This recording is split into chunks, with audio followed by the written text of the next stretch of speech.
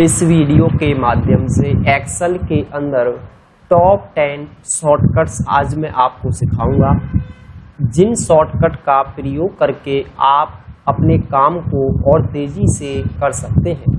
तो चलिए दोस्तों, वीडियो को हम स्टार्ट करते हैं। पहली जो शॉर्टकट्स कमांड है वो है F2। Edit any cell in Excel sheet, cell में डेटा को ऐड करना और डिलीट करना। मेरे पास एक सीट है और यहाँ पर मुझे लोकेश कुमार यहाँ पर राइट करना है। जब भी मैं यहाँ पर न्यू नेम इसमें ऐड करने का प्रयास करता हूँ तो आपने देखा होगा आपका जो डेटा उस सेल पर पहले से लिखा हुआ है वो सारा यहाँ से रिमूव हो जाता है। तो आप इसे एस्केप की प्रेस करेंगे ताकि आपका जो डेटा यहाँ से हट गया था वो वापस आ जाएगा। तो इस सेल को एडिट मोड में लाने के लिए मैं कीबोर्ड से फंक्शन की F2 प्रेस करूँगा और लोकेश कुमार, अब यहाँ से मैंने इसका लास्ट नेम मैंने आसानी से ऐड कर दिया है। आप कभी किसी भी सेल में एडिट करना चाहते हैं या उसको आप डिलीट करके कोई अन्य नाम लिखना चाहते हैं, जैसे मैं दोबारा से मनीष सेल पे क्लिक करता हूं और F2 फंक्शन की हम प्रेस करेंगे। यहाँ पर मनीष की जगह हमें मनीषा करना है, जो कि गलती से पहले टाइप हो गया था। अब यहाँ पर हम A प्रेस करेंगे तो आप देखेंगे आपका जो पहले वाला सेल में डेटा यहाँ पर राइट था उसी में मैंने A को यहाँ पर ऐड कर दिया है। यदि आप चाहते हैं इसको हटाना तो आप क्या करेंगे, फंक्शन की F2 जैसे ही क्लिक करेंगे आपका डेटा यहाँ से डिलीट हो जाता है। इस प्रकार से आप फंक्शन की F2 का प्रयोग करके आप एक्सेल के किसी भी सेल को एडिट मोड में ला सकते हैं। उसके बाद नेक्स्ट कमांड है control plus multiply. Select current data, table को सेलेक्ट करने के लिए प्रयोग करना। मेरे पास यहाँ पर स्टूडेंट टेबल है और इस टेबल को मैं सिलेक्ट करना चाहता हूँ, तो कीबोर्ड से कंट्रोल मल्टीप्लाई में जैसे ही प्रेस करूँगा तो आप देखेंगे जहाँ तक इस टेबल की रेंज है वहाँ तक आपकी complete table control plus multiply press करने से सिलेक्ट हो जाती है। आपको नंबर पैड वाला मल्टीप्लाई प्रेस करना है। अगर आपके कीबोर्ड में नंबर पैड नहीं है तो आप कीबोर्ड से कंट्रोल शिफ्ट और 8 के ऊपर जो मल्टीप्लाई होता है आप उसे प्रेस करेंगे तो आप आसानी से अपने डेटा को सिलेक्ट कर सकते हैं। उसके बाद है ऑल्ट एंटर रैप टेक्स्ट। एक सेल के अंदर उसके नीचे दूसरी लाइन लेने के लिए, जैसे मान लीजिए मैं यहाँ पर एक वर्ड टाइप करता हूँ, जैसे स्टूल। अब मुझे इसके नीचे एक न्यू लाइन चाहिए इसी सेल के अंदर। यदि मैं एंटर की प्रेस करूंगा तो मेरा जो कर्सर है वो नीचे वाले सेल पर आ जाता है। मैं फिर से इसको F2 फंक्शन की का प्रयोग करके इसे एडिट मोड में लाएंगे और ऑल्ट एंटर में जैसे ही प्रेस करूंगा तो आप देखेंगे आपका जो कर्सर है उसी सेल के नीचे इसमें वो नीचे आ गया है, एक न्यू लाइन यहाँ पर आ गई है।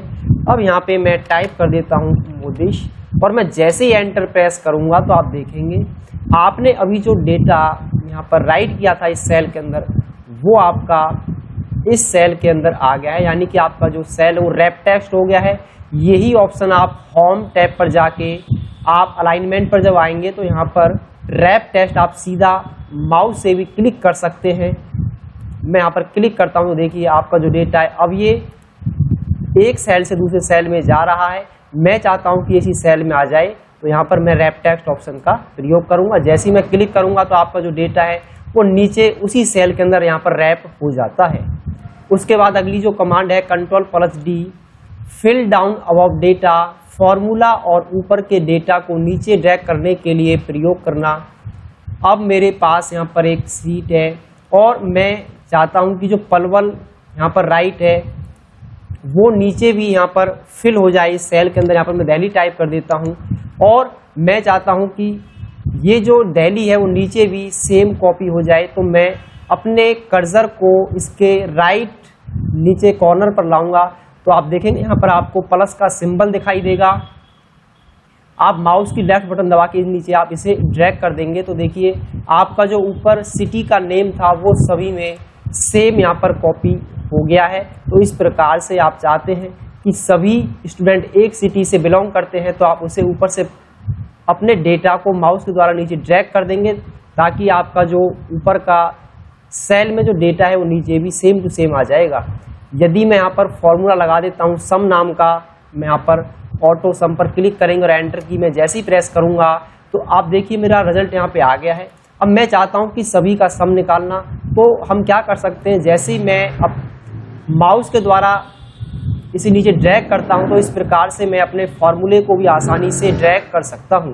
आप अपने टेक्स्ट को भी ड्रैग कर सकते हैं और फॉर्मूले को भी आप माउस के द्वारा आसानी से ड्रैग कर सकते हैं। उसके बाद अगली जो कमांड है shift plus delete cut select data. Select data को कट करने के लिए प्रयोग करना। अब देखिए दोस्तों हमें क्या करना है, मुझे अपने सिटी वाले कॉलम को यहाँ से सिलेक्ट करना है और इसको मुझे यहाँ से कट करना है। तो मैं क्या करूँगा, शिफ्ट के साथ डिलीट की मैं जैसे ही प्रेस करूँगा तो आप देखेंगे आपका जो डेटा है यहाँ से वो कट हो गया है। और जहाँ पर मैं अपने कर्सर को रखूँगा और मैं एंटर की जैसे ही प्रेस करूँगा तो आपका जो डेटा है वो यहाँ से कट होके यहाँ पर वो मूव हो गया है। तो इस प्रकार से आप शिफ्ट प्लस डिलीट का प्रयोग करके अपने डेटा को आसानी से कट कर सकते हैं।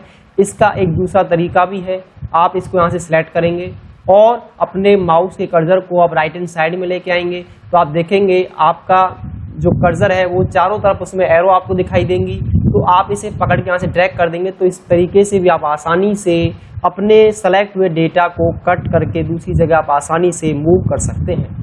मैं कंट्रोल जेड से इसे बैक कर देता हूँ। उसके बाद अगली जो कमांड है control plus page down, go to next above sheet, आगे की सीटों पर जाने के लिए आप क्या करते हैं, कई बार जैसे आपको अगली सीट पर जाना है, आपने बहुत सारी सीट अपनी वर्क बुक में बना रखी हैं, तो मैं जैसे ही कीबोर्ड से कंट्रोल प्लस पेज डाउन की मैं प्रेस करूंगा तो आप देखेंगे आगे जो इसमें सीट ओपन आपने इसमें ऐड कर रखी होंगी तो आप डायरेक्टली पहुंच जाएंगे। और कंट्रोल पेज अप मैं जैसे ही प्रेस करूंगा जो पिछली सीट है जहां से अभी मैं अगली सीट पर गया था वापस मैं उस सीट पर आ जाता हूं। तो आप कंट्रोल पेज अप की का प्रयोग करके जितनी भी सीट आपने बना रखी हैं आप उन पे यहां से डायरेक्टली जंप कर सकते हैं। Control plus shift copy select data, select data की कॉपी करने के लिए मुझे इस टेबल को यहां से पहले सेलेक्ट कर लेना है। उसके बाद मैं क्या करूंगा, कंट्रोल के साथ मैं इंसर्ट की प्रेस करूंगा तो आप देखेंगे आपका जो सेलेक्ट हुआ डेटा था वो यहाँ से कॉपी हो गया है। और इसे पेस्ट करने के लिए मैं की यहाँ पर प्रयोग करूंगा शिफ्ट प्लस इंसर्ट, और मैं जैसे ही यहाँ पे शिफ्ट प्लस इंसर्ट की प्रेस करता हूँ जो ऊपर का जो सेलेक्ट कॉपी हुआ डेटा है वो नीचे भी यहाँ पर पेस्ट हो जाता है।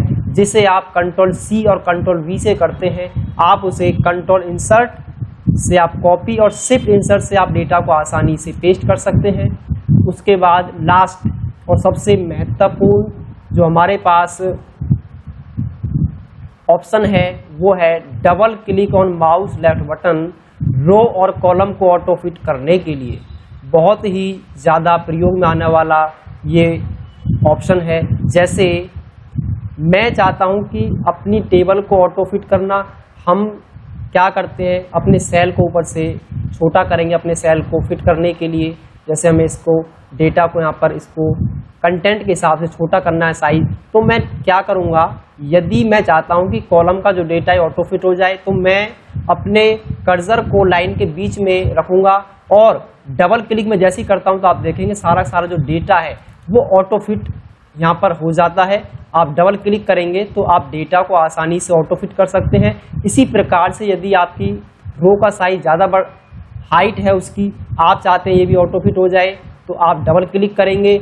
आप चाहते हैं कि एक साथ सभी कॉलम्स का आपका जो साइज है वो ऑटो फिट हो जाए तो उसके लिए क्या करना होगा, आपको आना है सीट पर और यहाँ कोने पे आप सीट को कंप्लीट सीट को आप सेलेक्ट करेंगे और उसके बाद कॉलम पे आप डबल क्लिक करेंगे एक साथ तो आप देखेंगे जो सारा का सारे जो कॉलम है एक साथ आपका डेटा यहाँ पर ऑटो फिट हो जाता है। तो इस प्रकार से आप टॉप 10 एक्सेल शॉर्टकट का प्रयोग करके आप अपने काम को और तेज़ी से कर पाएंगे, जिससे आपको काम करने में आसानी होगी इन शॉर्टकट का प्रयोग करने पर।